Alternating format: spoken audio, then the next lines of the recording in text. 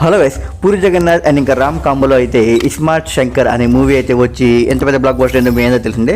And ఇంకా వీళ్ళ కాంబోలో అయితే దీనికి సీక్వెల్ అయిన movie double iSmart Shankar movie అయితే రిలీజ్ అవబోతుంది. సో నిన్న మూవీ టీం అయితే ఈ మూవీ రిలీజ్ డేట్ అయితే అనౌన్స్ చేసింది. సో ఇది వినంగానే అందరికీ మైండ్ పోయిందనమాట. ఎందుకంటే ఇది ఆగస్ట్ 15 అయితే రిలీజ్ అవబోతుంది.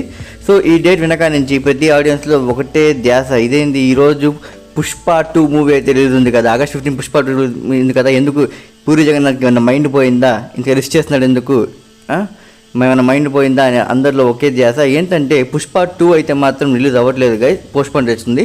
ఎందుకంటే పుష్ప 2లో ఇంకా ఎడిటింగ్ వర్క్, విఎఫ్ఎక్స్, ఇంకా షూటింగ్ చాలా అయితే పెండింగ్ అయితే ఉంది. సో ఈ మూవీ అయితే మాత్రం ఖచ్చితంగా అయితే పోస్ట్పోన్ అయితే అవ్వబోతుంది, రిలీజ్ మాత్రం అవ్వదు. సో పుష్ప 2 మూవీ అయితే మాత్రం దసరాకి అయితే రిలీజ్ చేయడానికి సుకుమార్ ట్రై చేస్తున్నాడు. అందుకే పుష్ప 2 మూవీ అయితే కన్ఫామ్గా అయితే పోస్ట్పోన్ అనేది అయిపోయింది. సో మీరు ఎవరు వచ్చిందని